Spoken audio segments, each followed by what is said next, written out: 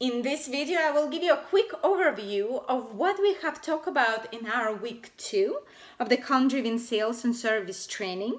So this week, we have talked about 4 relational concepts that can help you manage your relationships more effectively, more efficiently.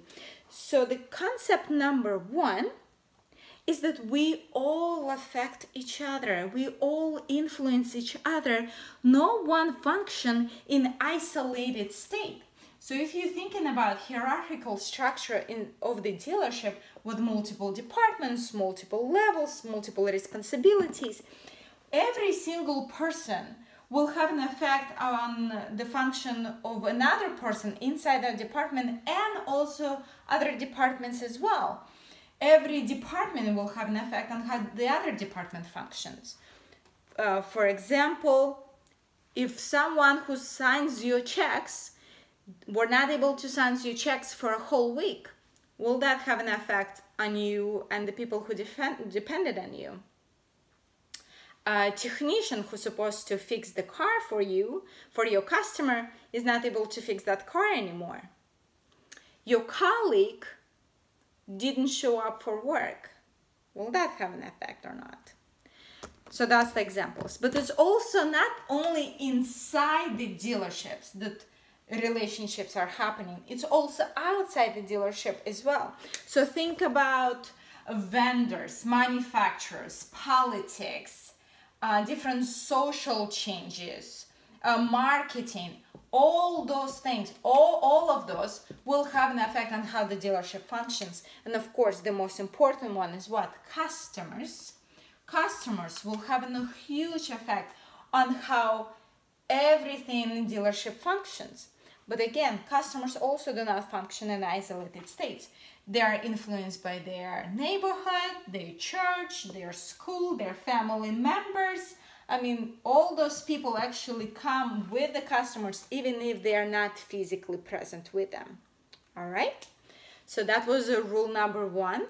I hope it gave you good reminders. Now, rule number 2, the concept number 2, is that relationship function in a circular pattern. And you remember we were talking about lineal type of relationships, which is a cause and effect relationships, which is traditional way of thinking about the relationships. But in reality, it's all cause and effect. Let me give you a few examples. The more wife complains, the more husband withdraws. The more husband withdraws, the more wife complains. But the more wife complains, the more husband withdraws. Customer screamed at me, so I'm mad.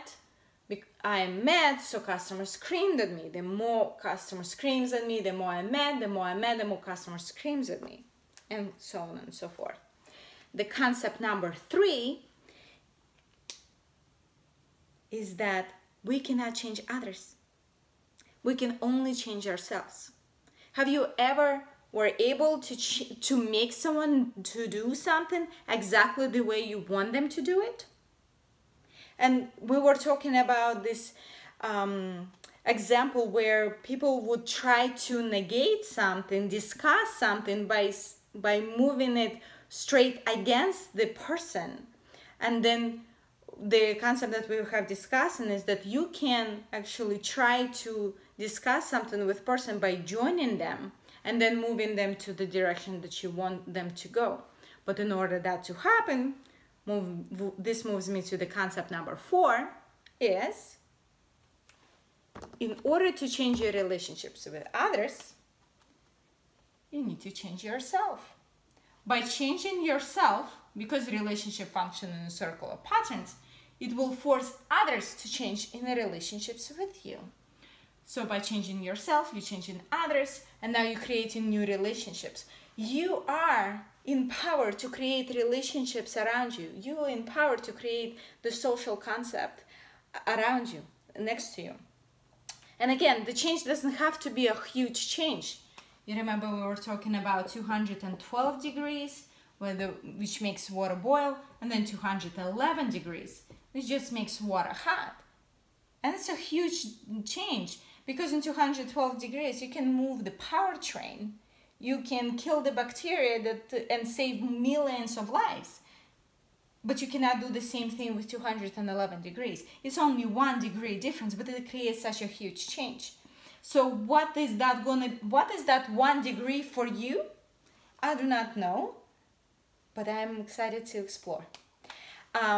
Next week, we will be talking about relational anxiety, relational intensity.